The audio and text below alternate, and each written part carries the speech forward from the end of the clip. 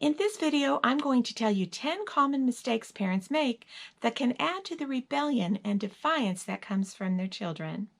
Hi, I'm Holly McLean, the Mommy Answer Lady, and I'm all about helping parents stop struggling with children's bad behavior and showing them how to grow their relationship at the same time. If that interests you, please subscribe and hit the notifications button so you'll know when new content comes out on this channel. We as parents are flawed and obviously aren't perfect, but sometimes taking a look at the common mistakes parents make can help us get a grip on those things we might be missing in our own parenting styles that could easily be corrected. So let's start with number 10, making fun of the questions or concerns. Sometimes it's hard to take a small child's sweet, silly question seriously. Even older children sometimes come out with some wild questions, but to them, their questions are serious. A child needs to feel able to come to a parent with any question or concern without fear of ridicule. Make sure that when they do come to you, you understand that though their concerns may seem small to you because you are a grown-up and can see the big picture, to them it is important enough to take to a trusted adult. Be there for them and squelch any temptation to chuckle even if their question strikes you as funny. If you want to laugh out loud, save it. Thank them for asking you and answer their question seriously. Then quietly go to your room, close the door, and let it go. Number 9, asking questions instead of stating expectations. Sometimes we want to give our children a choice. And by the way, this should only be allowed when they're behaving well. When they're behaving badly, no choices should be given. Other times we expect them to do what we say. Make this clear. If you expect your child to go to bed, don't ask them if they want to do so. Tell them it's time for bed and move toward that goal. If you want them to choose between 2 different outfits to wear, set up 2 and ask them which they choose. But if you want them to wear a certain outfit, don't ask. Give them the clothes and tell them to get dressed. It's that simple. Only ask a question if you will allow their answer to be the outcome. Otherwise, make a statement. Number 8, distracting rather than expecting obedience. Many a teacher, grandmother, and friend will try to distract your children when they want them to stop doing something. Maybe you do this too. Rather than training them to obedience, this takes away the temptation. For instance, if you put a cup of water on an end table and your toddler comes to pull it down, do you distract them with a shiny toy to keep them from grabbing it and move the cup away? Or do you tell them no and expect them to comply? Teaching your children to have these simple disciplines can make your life easier and their life safer. Teach your child to comply with your wishes and to not take away the item of their desire.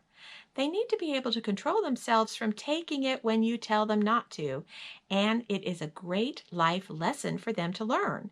This is an opportunity to teach and train your child to behave. Don't waste it. Number 7, excusing bad behavior.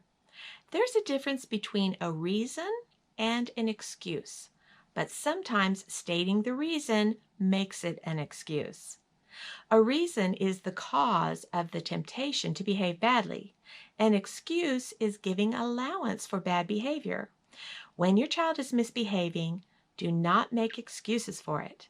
Yes, they may be tired, and that may be a reason, but it's not an excuse. Yes, they may be shy. That may be a reason, but it's not an excuse. They may have allergies, and that may be a reason, but it's not an excuse. Don't let your children believe the reasons are excuses. It's best not to state the reason and just correct the behavior. And if you do excuse bad behavior in some cases, you can expect them to behave badly in many cases. Number 6, hypocrisy.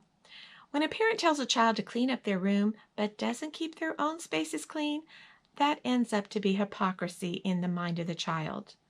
Telling them not to be tardy to school but being consistently late to work or church, or telling a child not to lie but then lying to a friend or a coworker to avoid hurting their feelings. Children pick up on hypocrisy and it causes them to be untrusting and angry. It sure can be hard to recognize it in ourselves sometimes, but this is a common mistake parents make. Number 5, setting up failure on follow-through. Keep in mind that each rule you make will have a consequence and a follow-through. If you set up a consequence that is hard for you to accomplish, it isn't likely that you're going to be consistent, that you're going to be quick, or that it will be effective. Don't set yourself up for failure. Keep in mind that the consequences must be easy for you to follow through on and effective for change in the child. You should not be struggling on a daily basis. My whole motto is, if you are struggling, something needs to change. If things don't change, you will not be consistent, and therefore your parenting will not be as effective. Number 4, setting rules without consequences. Rules without consequences are not really rules at all. Setting out a plan and sticking to it makes rules solid and gives a child an understanding that they are making a choice. Let them know the rules and the rewards and consequences that go along with it. Then there is a plan. You're only there to execute the plan, and they are making a choice about doing good or evil by obeying or disobeying. And think about how that can relate to their future choices. So when you make a rule, make a plan. Number 3, conversations at the time of correction. People often think it is best to explain your reasoning when correcting bad behavior. The problem is timing. Children need to know to obey regardless of whether they understand or not. If your child is out of control and emotionally exploding and therefore acting out in an inappropriate way, trying to have a conversation of reason is not helpful or productive. Correct the bad behavior at the moment. Do not have a conversation. Be quick, be consistent, and have an unrelenting resolve to stop the bad behavior. Later, after they are in compliance, then may be the time to explain, but only if they have never heard the explanation before. For example, they do not need to be told over and over again not to scream when they are frustrated, and that is unpleasant for others when they do. Once you have explained this and corrected that behavior, no more explanation is needed after future episodes. Just correct it and move on. Number 2, setting wishy-washy boundaries.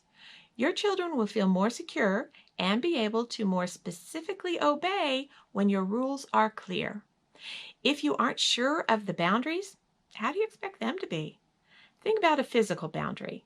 If the line isn't clear, wouldn't you expect the person who is supposed to stay within it to falter? Give your child clear instructions and boundaries. When you tell them to pick up their toys, give them a time period to accomplish it. When you tell them to stay in your yard, unless there's a fence, you need to go out and show them the exact boundaries. If they're older, don't say, "Be home early." Tell them a time by which you expect them to return. Make your boundaries clear, and they will more easily make a habit of obedience. Number 1, being slow and inconsistent. I put slow and inconsistent together because they relate to each other, and I put them as number 1 because they are the most common mistake parents make. These are the 2 most common reasons for disobedience and bad behavior from children. When a child misbehaves, waiting and hesitating to address the situation will cause it to occur again. Think about that. Is there a behavior that your child is displaying over and over again? You address it, and they just do it again anyway. Consider this may be the mistake you're making.